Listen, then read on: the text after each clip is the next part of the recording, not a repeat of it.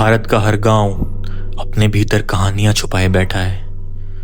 कई पेड़ भूतिया कहलाते हैं, कहीं पुरानी हवेलियां और कहीं शमशान घाट। लेकिन इस गांव में डर किसी हवेली या शमशान से नहीं, बल्कि एक कुएं से जुड़ा हुआ है। हाँ, वही साधारण सा कुआं जो पानी देता है, जिंदगी देता है। वही कुआं गांव वालों के लिए मौत और आत्माओं का घर बन गया। बिहार के इस छोटे से गांव में उस कुएं की बड़ी अहमियत थी।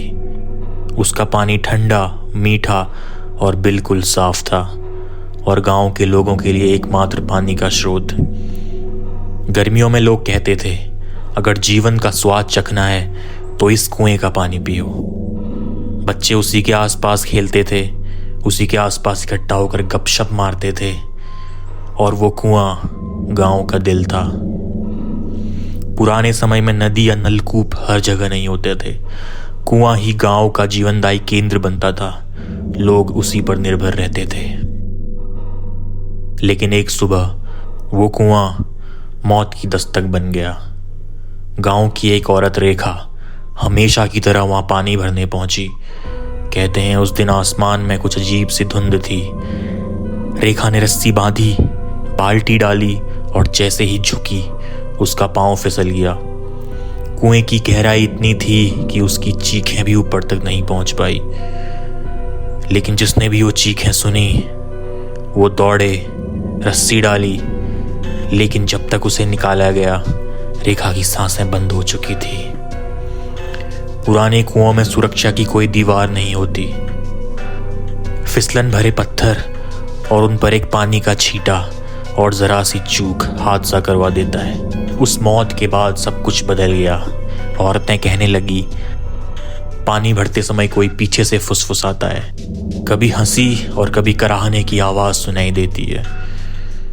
बच्चे डर कर कहते हैं, हमें कुएं से हाथ निकलते हुए दिखाई देते हैं, जैसे कोई वहां डूब रहा हो और बचने की कोशिश कर रहा हो। कुएं की गहराई और पानी की सतह पर अक्सर एको यानी कि गूंज पैदा होती है। जो आवाज साधारण हो वह भीतर जाकर डरावनी लगती है।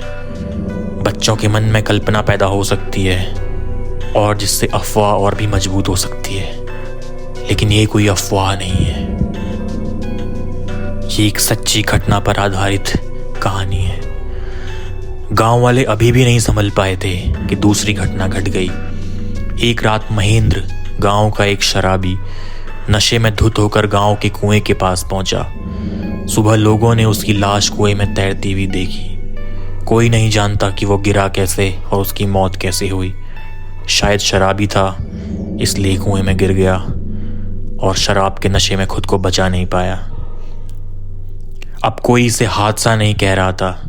सबकी जुबान पर बस यही था कि रेखा की आत्मा कुएं में भटक रही है और वो किसी को भी नहीं छोड़ती।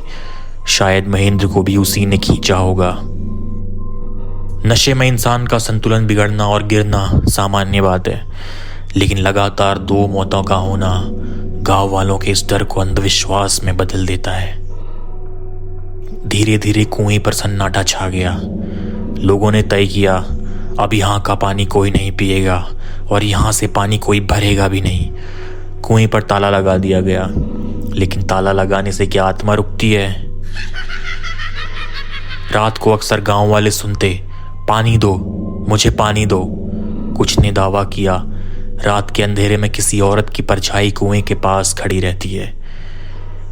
जब इंसान किसी जगह को भूतिया मान लेता है तो उसका दिमाग साधारण आवाज़ों को भी अलौकिक समझ लेता है।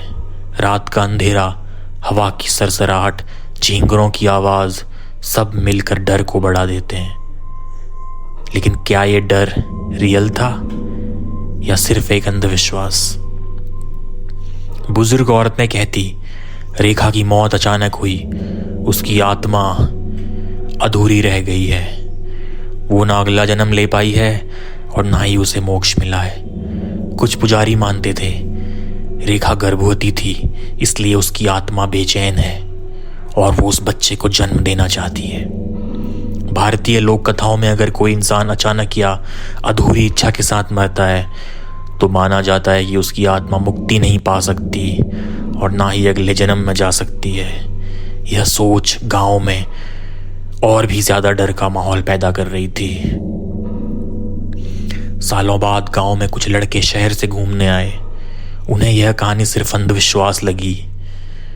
रात को वो कुएं का ताला तोड़कर बाल्टी डालने लगे। उनके लिए ये सिर्फ एक मनोरंजन था। सभी हंस रहे थे, मजाक कर रहे थे, देखो कहाँ है भूत, कुछ नहीं है। लेकिन जब बाल्टी ऊपर आई, उसमें पानी नहीं था, बल्कि लंबे काले बालों का एक गुच्छा, औरत के कपड़ों का एक टुकड़ा था। लड़कों के चेहरे का रंग उड़ गया। उन्होंने उस बाल्टी को उल्टा करके वहीं कुएं में फेंक दिया और भाग खड़े हुए। इससे उस गांव में डर का माहौल और बढ़ गया। हो सकता है कि वहां आत्मा नहीं हो।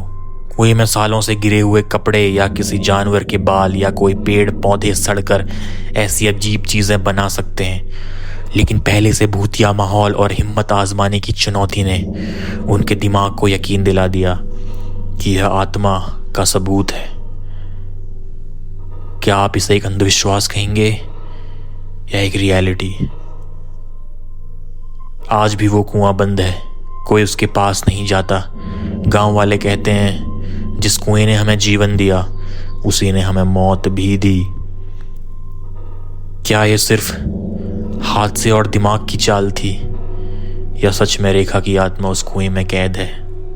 इसका जवाब आपको आगे के वीडियोस में देखने को मिलेगा, इसके पार्ट 2 में। तो दोस्तों, यह था पार्ट 1 बिहार के शापित कुएं की। याद रखिए, हर डर की एक वजह होती है, लेकिन जब कारण और अंधविश्वास मिल जाते हैं, तब एक साधारण जगह भी भूतिया बन जाती है। लेकिन क्या वो कुआं एक साधारण कुआं है? ये जानने के लिए देखिए पार्ट 2। आप देख रहे हैं स्कैरी नाइट्स विद भारतेंदु, और ये थी आज की स्कैरी नाइट। ऐसी ही दिल दहला देने वाली सच्ची घटनाओं को सुनने के लिए सब्सक्राइब करें और बेल आइकन को प्रेस करना ना भूलें।